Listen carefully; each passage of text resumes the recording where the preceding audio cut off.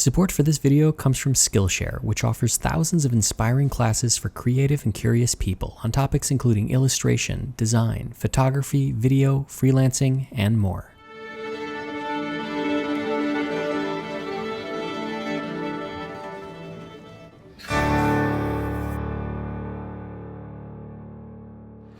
Last time, we began the process of, pulling it together. Using this tool to add tension to the canvas and slowly draw the two sides across the gulf of the tear together once again. And this was a slow process. Every morning I would arrive at the studio, apply some moisture, add some tension, check everything, and then go back to work. And then do it again, and again, and again. Because too much tension too quick could tear the canvas, and too little tension would allow it to shrink and distort as it dried, thus negating the whole point of this process. But by maintaining close supervision and working diligently every day, the process moved along, even if very slowly. But sometimes slow is exactly what's called for, and in this case, it was. For years, this tool lived solely in my head. I had dreamt about it, but had no idea how to build it. I didn't know anything about machining, metals, or engineering. So I did what anyone would. Pulled up my pants and taught myself, just like you can, with Skillshare. Skillshare is the largest online learning community for creative people, with topics ranging from illustration, graphic design, photography, music, marketing, productivity, and more. They have thousands of classes designed by creative people for creative people, where a learning by doing approach is critical.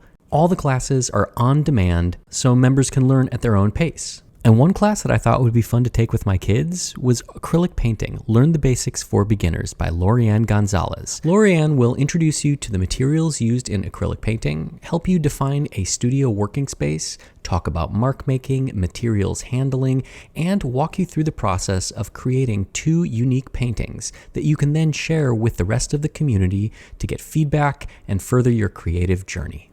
The first 500 people to use my link in the description will receive a 1-month free trial of Skillshare. So tap into that creativity and get started today. The first time that I used this approach of pulling a tear close was maybe 20 years ago when I was a young conservator and full of chutzpah, a Yiddish word for, cojones or bravado. And I didn't know what I was doing. I had no direct knowledge of how to do this. I had seen some illustrations in books of weights being tied to canvas and gravity doing the work, and my father had told me of some devices he had seen in the past, but really I dove into this head first and just figured, I'll figure it out. That's what we do here. We solve problems, and either they're rote solutions that we've done before, or somebody has instructed us, or they're novel. And we get to be creative and figure something out ourselves. And that's something that I've tried to maintain in this studio, this practice of creativity, of gutsiness, of chutzpah. I tell all of my assistants and interns that they can always look outside of conservation for materials and techniques and tools. And just because nobody's used it before doesn't mean that it's verboten. It just means that nobody's used it before. And this has served us well. Being unencumbered by tradition and what's known has allowed us to be free to try new things. Now at this point, the stretching is done. I have pulled it as much as I want to. I don't want to push it any further. This tear is almost completely closed, and I'm satisfied with the movement that I've gotten. So now I can remove all of this armature. And using the iron, I can soften up the adhesive and peel back this sailcloth channel that I previously bonded. And this is why I've used this removable, reversible conservation-grade adhesive, so that at this point I can undo it, and it's relatively easy. There is some residue, but I will deal with that later. For now, I have to do something else, because right now this canvas is vulnerable to humidity changes. As it gets humid and dry, this canvas will expand and contract, and eventually these gaps will open back up. So I'm bonding a piece of silk organza across the tears, and this is just going to hold it in place and prevent it from shrinking again.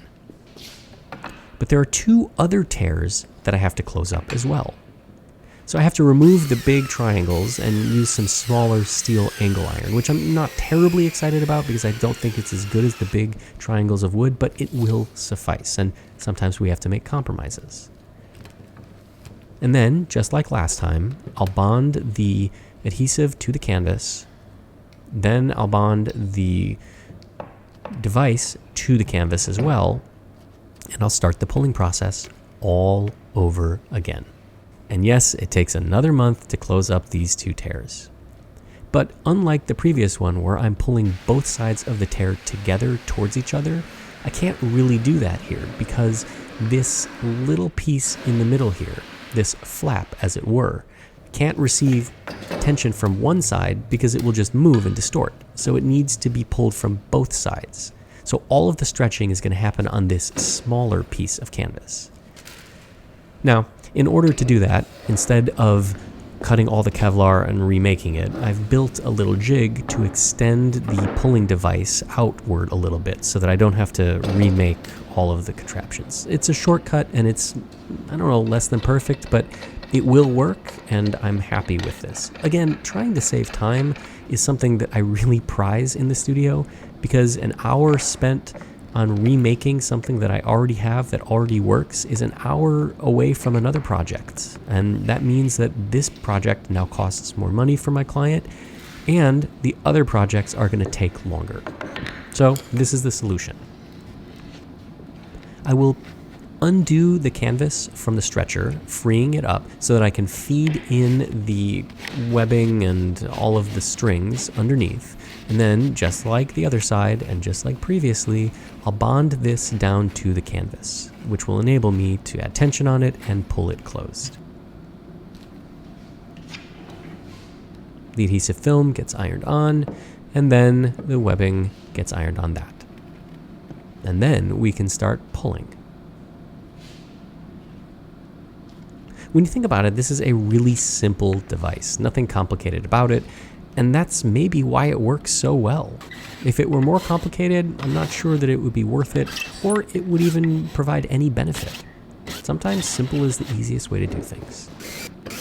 So again, taking up some of that slack, and then I'm going to introduce the moisture, but this time I'm going to use a couple of pieces of paper to block off the areas that I don't want to get wet. Remember, I only want the area that I'm stretching to be dampened and soft, because the other areas will shrink when they dry, and that would just defeat the purpose.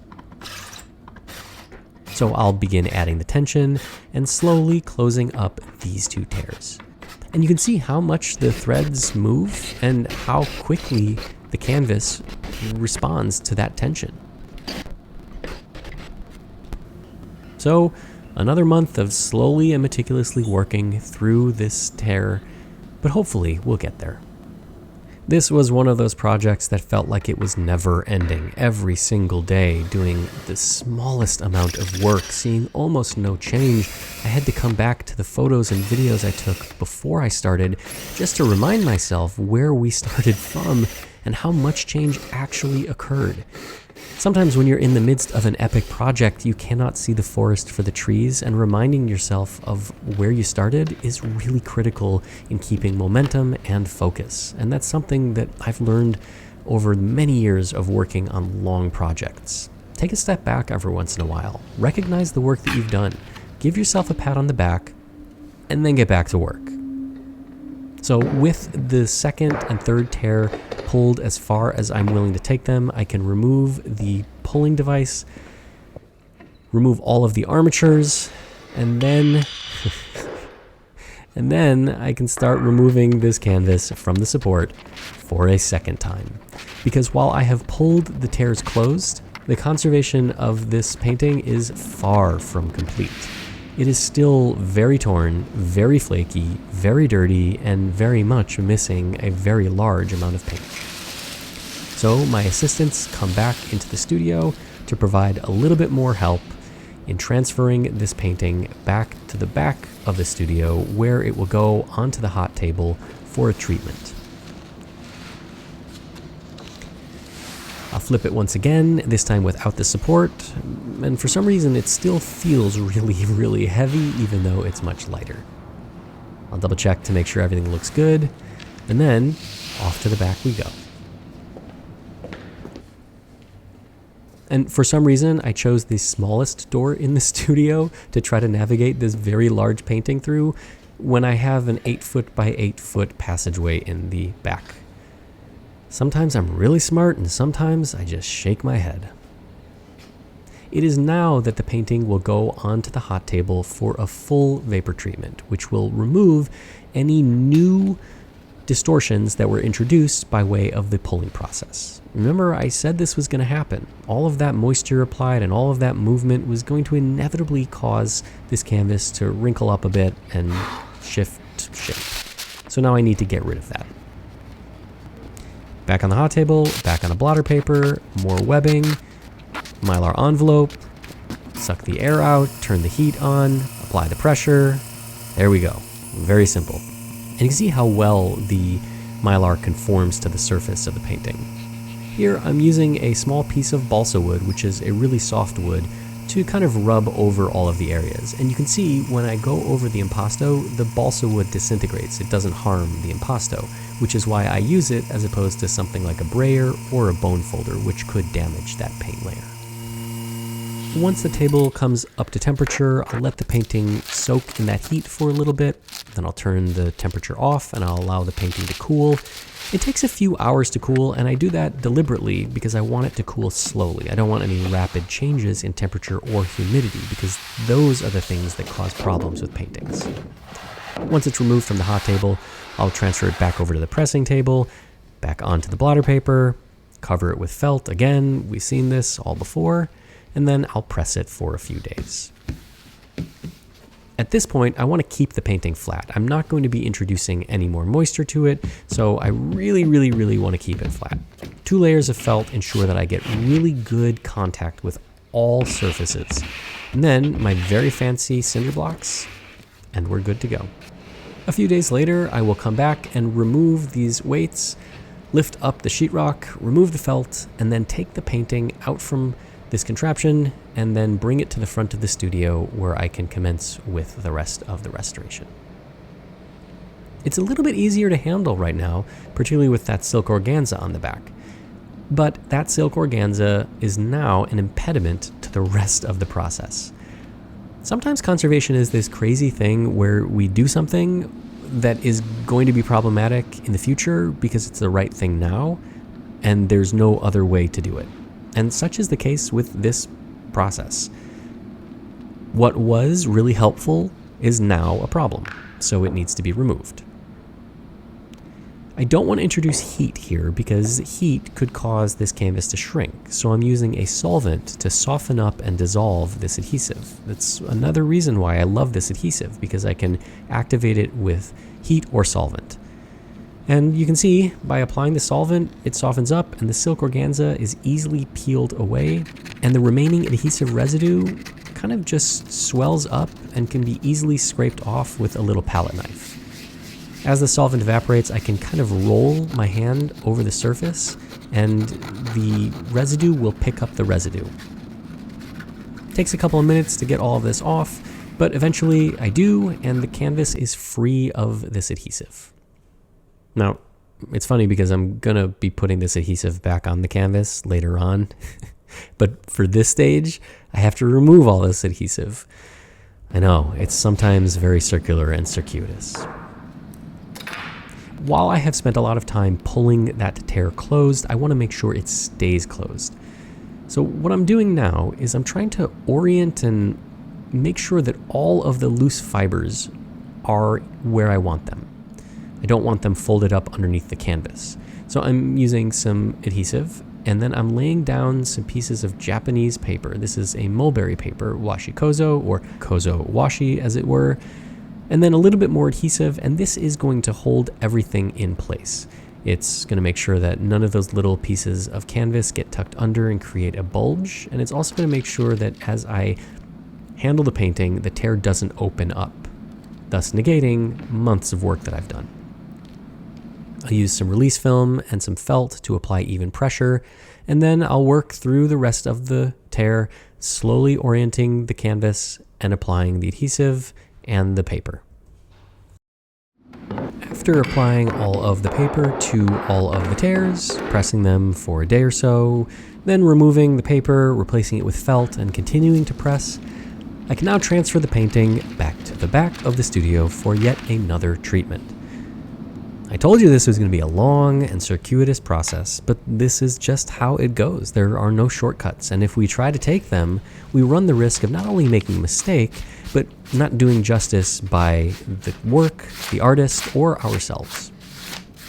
I'm going over the back of this canvas just to remove any little bits of particulate or paper or little threads that may be in the way, and then I'm cutting a flat spun piece of nylon gossamer, and this is going to be used to provide a little bit more support to the canvas.